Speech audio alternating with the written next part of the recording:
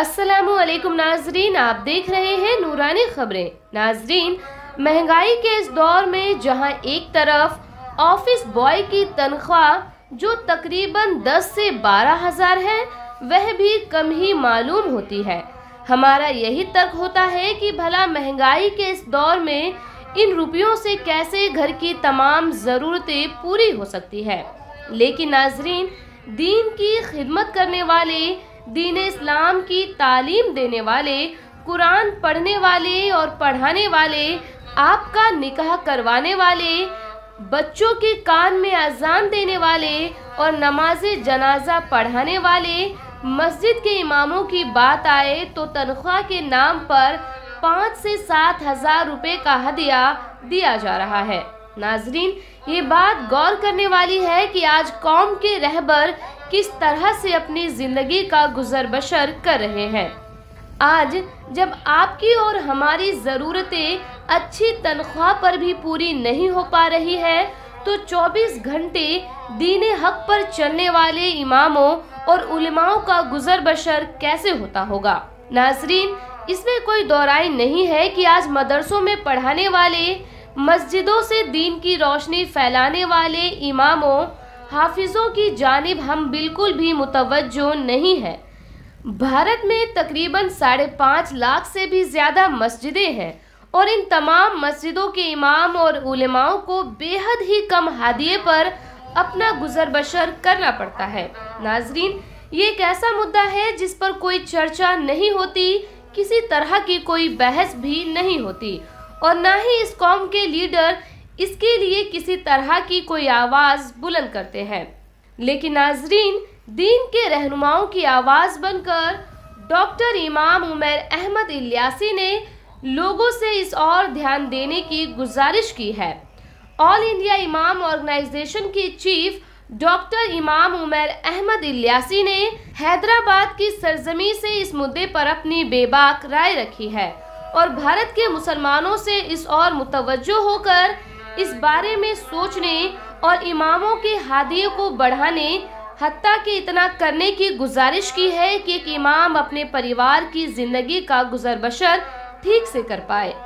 इस दौरान उन्होंने कहा है कि हिंदुस्तान के मुसलमान आज इसलिए परेशान और सताए हुए हैं क्योंकि कौम के लीडर यानी उलेमा परेशान हाल है।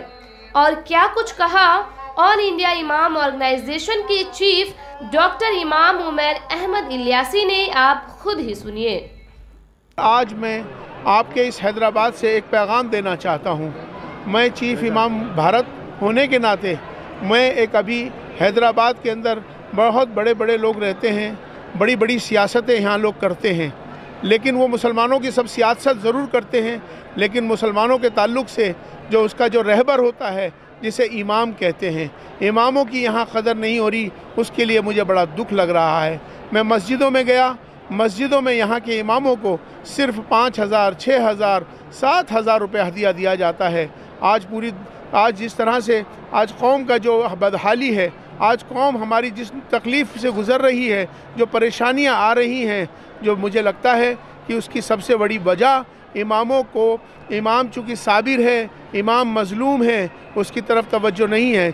चूँकि लीडर इमाम होता है, इमाम जो है अमीर के कहलाए जाते हैं, अमीर के मायने इमाम अमीर होता है, कौम का लीडर होता है, लेकिन आज उसकी हालात बहुत इतने कमज़ोर हो चुके हैं, उसकी तरफ कोई तवज्जो नहीं है। भारत के अंदर पूरी दुनिया का सबसे ज़्यादा 5.5 लाख मस्जिदें हैं, आज 5.5 लाख इमाम हैं, उनके लिए कोई तवज्जो नहीं है। आज अगर कौम का लीडर तकलीफ़ में है तो समझ लो कौम कोई तरक्की नहीं कर सकती। आज जो मुश्किलात, जो परेशानियाँ, जो दिक्कतें आ रही हैं, क्योंकि इमाम खुश नहीं हैं, इमामों के हालात बेहतर नहीं हैं। आपको शर्म आनी चाहिए। इस हैदराबाद की ज़मीन से मैं बहुत अदब के साथ अपने तमाम सारे उन भाइयों को जो मेरे इसको देख रहे हैं, मेरी इस तकलीफ़ को, मेरे इस जज्बात को, मेरे इस बात को ज़रूर एहसास करें कि आज इमाम मस्जिदों में यहाँ करोड़ों रुपए लगाए जा रहे हैं, यहाँ पर मुसलमानों की सियासत की जा रही है, लेकिन इमाम जो लीडर है उसकी कोई फ़िक्र की नहीं जा रही है। आज इमाम जो है 7,000 8,000 रुपये महीना उसको हदिया दिया जा रहा है। इससे ज़्यादा शर्म की और कोई बात नहीं हो सकती। अब अगर आप मंदिरों में जाएंगे तो मंदिरों के पुजारी को 1-1 लाख रुपए हदिया दिया जाता है, गाड़ी जो सारी सहूलत दी जाती है। गुरुद्वारे के ग्रंथी को 1-1 लाख रुपए हदिया दिया जाता है। इसी तरह चर्च के फादरों को, इसी तरह से सिनेगॉग, कोई भी ऐसी जगहें जहां उनके लोगों को 1-1 लाख तमाम सारी सहूलतें दी जाती है। वही कौम आगे बढ़ती है जिस कौम के रहनुमा, जिस कौम के लीडर, जो अपने लोग, जो इमाम होते हैं, उनकी कदर यहाँ ख़त्म हो चुकी है। इस वजह से बदहाली, परेशानियाँ ये सब आ रही हैं। तो मैं अल्लाह के वास्ते, तुम्हें अल्लाह का वास्ता दे रहा हूँ कि अपने इमामों की कदर कर लो, अपने उलमा की कदर कर लो, सियासत को छोड़ दो। हैदराबाद में ऑल इंडिया इमाम ऑर्गेनाइजेशन के चीफ डॉक्टर इमाम उमर अहमद इलियासी ने जिस तरह से हिंद के तमाम मदरसों और मस्जिदों के इमाम और उलेमाओं के बारे में अपनी राय रखी है, वह काबिले तारीफ है। डॉक्टर इमाम उमर अहमद इलियासी के बयान की तारीफ करते हुए बुनकर कॉलोनी अशोक विहार के इमाम ने उनके इस पहल की न सिर्फ तारीफ की है बल्कि तमाम उम्मते मोहम्मदी से इस और मुतवज्जो होकर इस और पेशकदमी करने की गुजारिश की है। मैं मुफ्ती शहजाद आलम, इमाम मस्जिद मक्की मस्जिद बुनकर कॉलोनी अशोक विहार दिल्ली 11,052। अभी आपने सुना होगा कि हज़रत मौलाना उमर अहमद साहब इलियासी ने जो हैदराबाद की सरजमीन से पूरे हिंदुस्तान के आइम्मा के लिए जो बात कही है कि हमारे हिंदुस्तान के उलमा और आइम्मा बहुत कम तनख्वाहों में अपनी ज़िंदगी बसर कर रहे, तो ये बिल्कुल हक़ बात है, सही बात है। हम इसकी तस्दीक करते हैं, तायद करते हैं और हज़रत मौलाना उमर अहमद साहब इलियासी का इस पर शुक्र अदा करते हैं कि पहली बार किसी इतने बड़े आलिम ने आइम्मा के लिए आवाज़ उठाई है। बहुत बड़ी बात है और सच्चाई यही है कि ये आइम्मा के दिल की आवाज़ है, तमाम इमाम और मौज़िनों के दिल की आवाज़ है।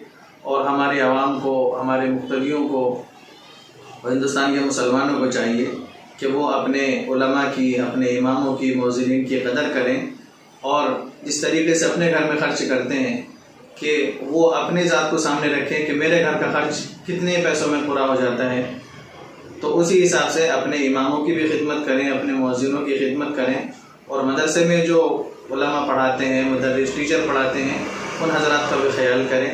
यही मस्जिद और मदरसे हैं, इन्हीं से दीन के दाई पैदा होते हैं, दीन के शहदाई पैदा होते हैं और ये लोग आपको दीन समझाते हैं, नमाज़ पढ़ाते हैं, आपके बच्चों का मुस्तक़बिल संवारते हैं, उसको अच्छा बनाते हैं और यही आपके हर जगह काम आने वाले हैं। तो मेरी तमाम हज़रात से गुजारिश है कि हज़रत मौलाना उमर अहमद साहब इलियासी ने जो बात कही है, जो आवाज़ उठाई है, उसके ऊपर गौर करे, फिक्र करे, उस पर अमल करने की कोशिश करे।